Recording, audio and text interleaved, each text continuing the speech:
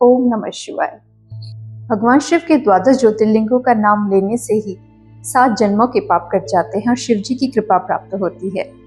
पहला ज्योतिर्लिंग है गुजरात में स्थित सोमनाथ। सोमनाथ में इतनी अचंभित करने वाली बातें थी कि मोहम्मद गजनबी से औरंगजेब तक 17 बार इस मंदिर को तोड़ा गया। ये मंदिर सोने का बना था और यहाँ पर शिवलिंग जमीन से कुछ फीट ऊपर रहता था। भगवान कृष्ण ने अपनी लीला समाप्ति के बाद अपने शरीर का त्याग इसी स्थान के पास किया था। सोम यानी चंद्रमा। चंद्रमा ने दक्ष प्रजापति की 27 कन्याओं से विवाह किया, बट उनका प्रेम रोहिणी से अधिक था। इसी वजह से दक्ष प्रजापति ने उन्हें श्राप दिया कि तुम्हारी आभा नष्ट हो जाए।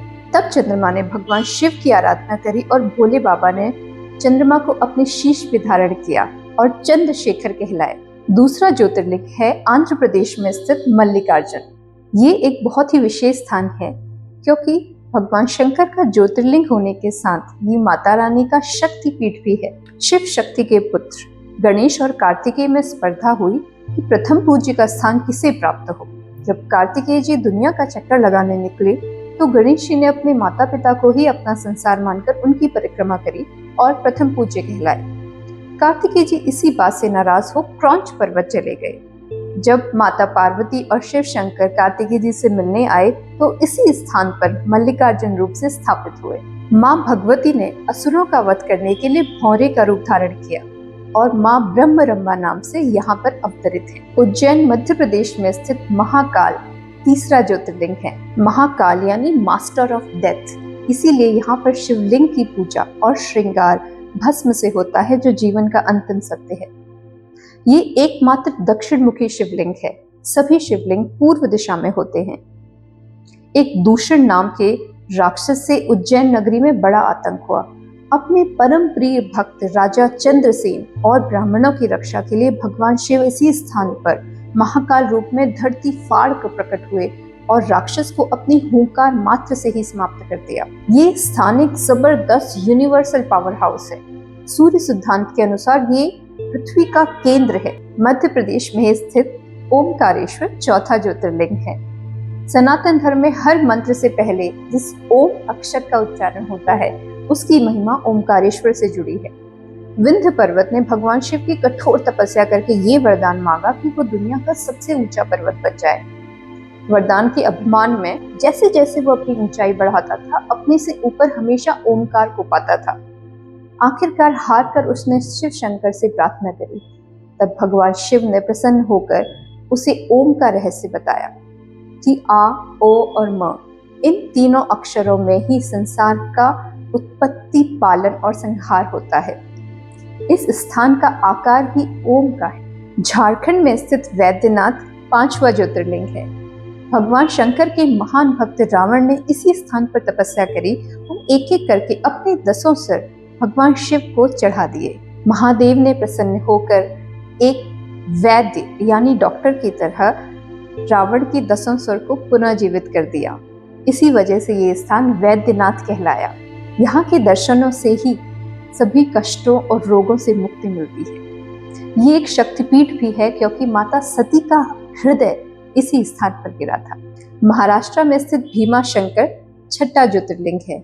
ये एकमात्र स्थान है जहाँ पर शिव शंकर और माता पार्वती एक लिंग में अर्धनारीश्वर रूप में विराजमान।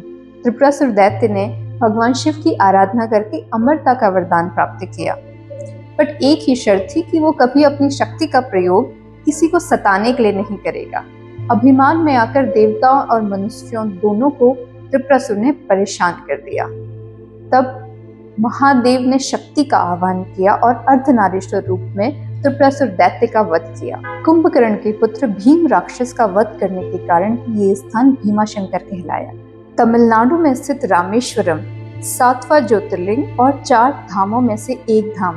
भगवान राम ने लंका पे चढ़ाई से पहले भगवान शिव की आराधना करके विजय का आशीर्वाद प्राप्त किया। रावण विजय के बाद वापस लौटने पर इसी स्थान पर उन्होंने एक शिवलिंग की स्थापना करनी चाहिए। तब हनुमान जी को उन्होंने कैलाश से शिवलिंग लाने के लिए भेजा, परंतु पूजा का मुहूर्त होने से माता सीता ने ही वहां पर रेत से एक शिवलिंग बना दिया।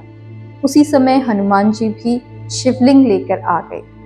इसीलिए इस स्थान पर 2 शिवलिंग रामेश्वरम और विश्वेश्वरम की स्थापना स्वयं भगवान राम ने अपने 22 बाणों से यहाँ पर 22 तीर्थ स्थापित किए।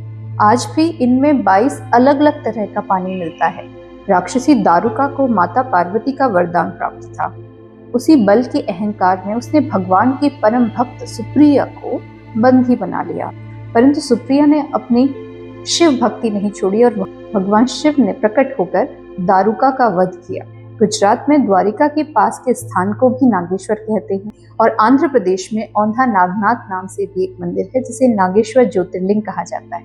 उत्तर प्रदेश के बनारस में स्थित विश्वनाथ 9वां ज्योतिर्लिंग है। विश्वनाथ यानी लॉर्ड ऑफ यूनिवर्स। शिव पुराण के अनुसार भगवान विष्णु और ब्रह्मा जी में स्पर्धा हुई कि दोनों में से कौन श्रेष्ठ है। तब भगवान शिव एक प्रकाश पुंज के रूप में प्रकट हुए और कहा कि जो भी इसका पार पाएगा वही श्रेष्ठ होगा। भगवान विष्णु ने कहा इसका कोई आर पार नहीं है, परंतु ब्रह्मा जी ने इस सत्य को स्वीकार नहीं किया। तब शिव जी ने ब्रह्मा जी को ये श्राप दिया कि तुम्हारी पूजा कभी भी नहीं होगी। भगवान विष्णु के कुंडल गिरने से यहाँ पर मणिकर्णिका घाट भी बना है। काशी भगवान शिव को अत्यंत प्रिय है। माता पार्वती यहाँ पर अन्नपूर्णा नाम से है, इसीलिए यहाँ पर कभी भी अन्न की कमी नहीं होती। कहते हैं प्रलय के समय भी काशी का अंत नहीं होता, क्योंकि भगवान शिव इसे अपने त्रिशूल पे धारण करते हैं। नासिक महाराष्ट्र में स्थित त्र्यंबकेश्वर 10वां ज्योतिर्लिंग है। ये एकमात्र स्थान है जहाँ पर ब्रह्मा, विष्णु और महेश एक साथ विराजते हैं। महर्षि गौतम के आश्रम में अनाज की कभी कमी नहीं पड़ती थी। इस बात से क्रोधित होकर आसपास के लोगों ने वहां पर एक स्त्री को गाय बना के भेजा, जिसने आश्रम में जाते ही प्राण त्याग दिए। गौ हत्या के पाप से मुक्ति के लिए गौतम ऋषि ने भगवान शिव से प्रार्थना करी और वहां पर गंगा को प्रकट किया, जिसे गौतमी गंगा कहा जाता है। भगवान राम अपने वनवास के समय इसी स्थान के पास रुके थे। उत्तराखंड में स्थित केदारनाथ 11वां ज्योतिर्लिंग है। भगवान विष्णु नर नारायण रूप में यहाँ तपस्या करते थे और उन्होंने ही भगवान शिव को यहाँ पर ज्योतिर्लिंग में अवतरित होने की प्रार्थना करी थी। कहते हैं महाभारत के बाद अपने भाइयों की हत्या के पाप से मुक्त होने के लिए पांडव यहाँ पर भगवान शिव के दर्शन करने के लिए पहुंचे, परंतु भगवान शिव उन्हें दर्शन नहीं देना चाहते थे। वो इसीलिए उन्होंने एक भैंसे का रूप धारण किया और बाकी पशुओं के झुंड में शामिल हो गए। महाकाय भीम ने एक पर्वत पर अपना एक पैर रखा और दूसरे पर्वत पर दूसरा। सारे पशु तो उसके बीच में से निकल गए, बट एक भैंसे ने ऐसा नहीं किया। तब उन्हें पहचान कर भीम ने उनकी पीठ पकड़ ली। उस भैंसे के धड़ का भाग पशुपतिनाथ नेपाल में निकला। भुजाएं तुंगनाथ में, मुख रुद्रनाथ में, नाभि मद महेश्वर में और जटाएं कल्पेश्वर में प्रकट हुई। इन्हें ही पंच केदार कहते हैं। महाराष्ट्र के औरंगाबाद में कृष्णेश्वर 12वां ज्योतिर्लिंग है। घूष्मा नाम की एक महान भक्त थी। उसके पति की दूसरी पत्नी, जो उनकी बहन भी थी, क्रोध में आकर घूष्मा के पुत्र का वध कर दिया और उसे शिवलिंग के साथ ही नदी में बहा दिया।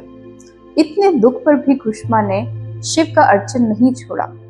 इस पर भगवान शिव ने प्रसन्न होकर घूष्मा से वर मांगने की प्रार्थना करी, तो घूष्मा ने मांगा कि उनकी बहन का पाप नष्ट हो जाए। घूष्मा के परमार्थ भाव से प्रसन्न होकर भगवान शिव वहीं पर घुष्मेश्वर नाम से विराज गए। आइए सभी मिलकर 12 ज्योतिर्लिंगों की स्तुति करते हैं। सौराष्ट्रे सोमनाथम श्रीशैले मल्लिकार्जुनम, उज्जैन्याम महाकालम ओमकारम अमलेश्वरम, परल्याम वैद्यनाथम च दाकिन्याम भीमशंकरम, सेतु बंधे तु रामेशम नागेश्वर द्वारका वने, वाराणस्या तु विश्वेशम त्र्यंबकीम गौतमी तटे, हिमालये तु केदारम कृष्णेशम च शिवालय। एतानि ज्योतिर्लिंगानि सायं प्रातः पठे नरः सप्त जन्म कृतं पापम स्मरणेन विनिश्यति। कमेंट करके जरूर बताइएगा कि ये कथा आपको कैसी लगी। ओम नमः शिवाय।